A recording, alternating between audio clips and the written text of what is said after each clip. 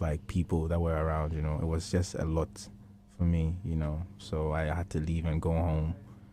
And like I said, I felt really embarrassed about all of it, so yeah. You left in the middle of the listening session? Yeah. Really? Yeah. I mean, we had finished listening to the songs Okay, already. but It was you couldn't just spend time. socialization, yeah. So I did a little and then I had to leave the space. But why didn't you delete all of those tweets? Some of the tweets, honestly, I do not even remember. Like, I feel like I'm walking. I keep getting there. Why didn't you delete them? But it's not like I'm walking around knowing that I said some things and they are there, and then I don't care. Some of them I don't even remember tweeting them.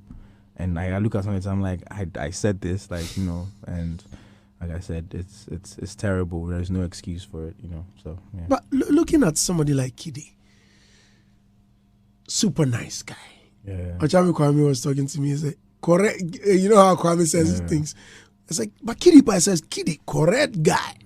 Andy, a lot of the things, the values that we hold now, everybody, not just me, a lot of people, the values that we believe in strongly now, we stand by them. We had to go through certain things in life to arrive at this place that we're at. Like, a lot of things that we believe in, we had to unlearn a lot of things that we grew up with and relearn certain things to also know that this is not okay to say, this is not okay to do. Learn human compassion, basic human courtesy, kindness. Lots of things that we are now, we weren't like that when we were kids. We had to grow. We had to grow to get here, to believe in certain things, So, and that was also a different era of social media. It was different. You could say anything and it didn't matter at that time. Obviously, like I said, no excuses, but there's a lot of things that have changed over the years for us to arrive at where we are. A lot of us, that way we think, the way we see life, our outlook and everything. So I just wish that people would not define me or judge me by who I was 10 years ago. I'm not even the same person I was a year ago, so yeah. Were you pushed into doing that? Was there any association?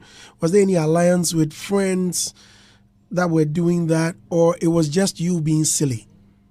Like I said, in that era of social media, everybody was being silly. Like, if we say we're digging out tweets from that era, you realize that the thinking, how the world is sensitive now and certain things cannot be said. We used to throw about words and it had no consequence, had no meanings. We're just kids being silly on social media. It's like a new app that has come. It's called Twitter. You can just go and tweet your mind, like, you get me? Like, nobody was thinking about, I'm offending this and I'm offending that. And that wasn't the headspace. I didn't tweet them to be offensive. But like I said, it's no excuse. They are offensive. Some of them are offensive. And some of them are just banter, that I definitely regret tweeting. So, yeah. Wow. If anyone is watching and you find them on social media now, which a lot of people also fancy these things. Yeah. In fact, sometimes it hurts. Yeah. At a point in time, they descended heavily on me. Even just a couple of weeks ago, I was trending #1, all because people were insulting me. Yeah. For me, even defending something, they didn't even check why they were just wading into the fray, and start insulting. My mom sitting here somewhere. Yeah. As we speak, my mom is in the hospital. Everybody catches the bullets. Do you understand? She's lying in the hospital as we speak. My mom is at the hospital now. And sometimes she would just send me a message like, have you seen this? Yeah. Call me. And she say, call me right now.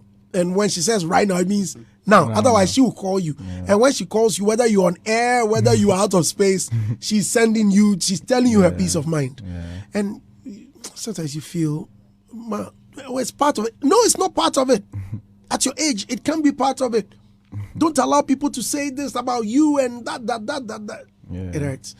Yeah. If anyone is watching and you find them in that space, what is that advice you would want to give?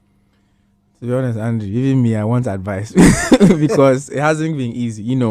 It's the bants are the bants. There are people that are coming at you for banter's sake to get retweets and likes. There are those. And then there are people that are it's been 4 or 5 days now. I still get threats, I still get, like I said, my whole family is catching the bullets. Like, everybody who even has nothing to do with the situation is catching heat 10 years ago. We don't care. You are that person, and that's how we see you. And it's like threats and insults and personal attacks and stuff. You know, it's hard to deal with, you know, because I'm guessing all these people also have families. I'm guessing all these people are not perfect as well. So you expect that. I'm not expecting anything, but you would hope that they would understand that, you know, human beings make mistakes. You know, it's the essence of life.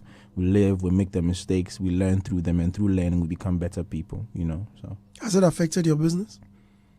Not that I know of.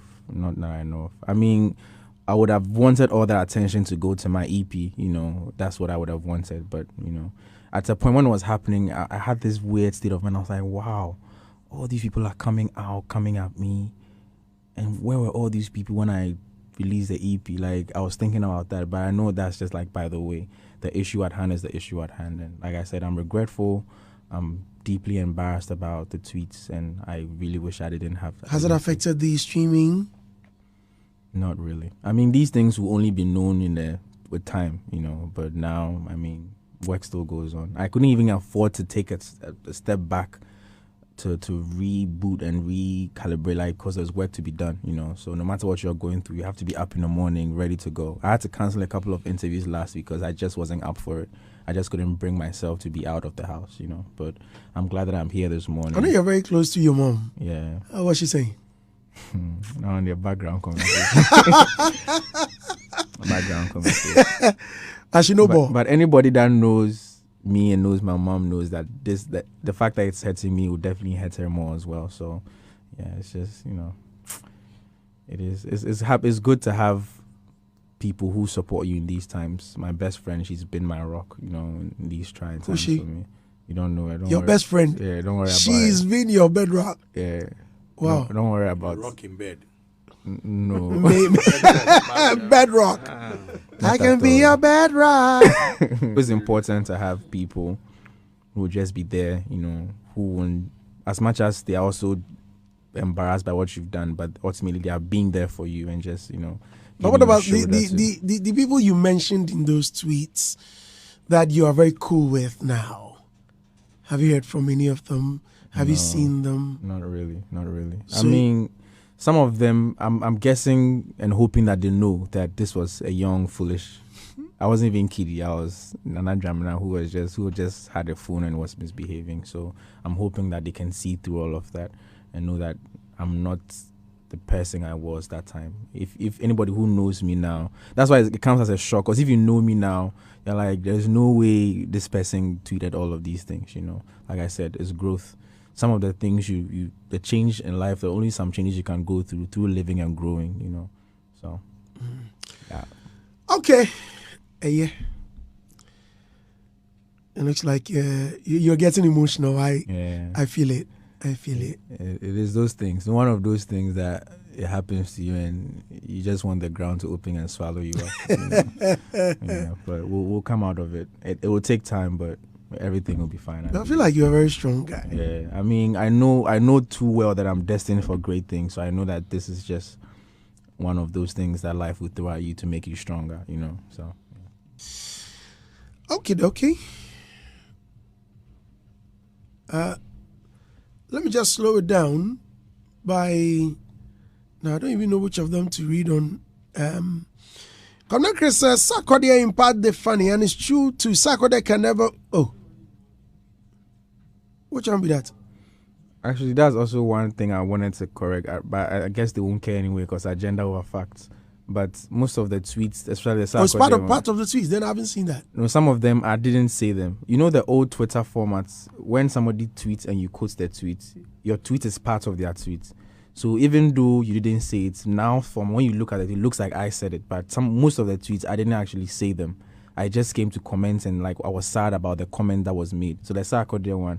They are coming at me because that seems very aggressive. And I didn't even say that tweet. Like, I just came to comment with a sad face. What did you say? The person said, I don't know the wording probably, but it was something about Sarkodie and a Grammy. And if Sarkodie ever wins a Grammy, we'll never win a Grammy or something. And I came to comment with a sad face. But this format, when you look at it, it looks like I said Sarkodie will never win a Grammy. Well, so it's like you quoted. I quoted and I was sad about the comments, you know. So, yeah. Oh, But I guess it won't make any difference in now because they just agenda over facts.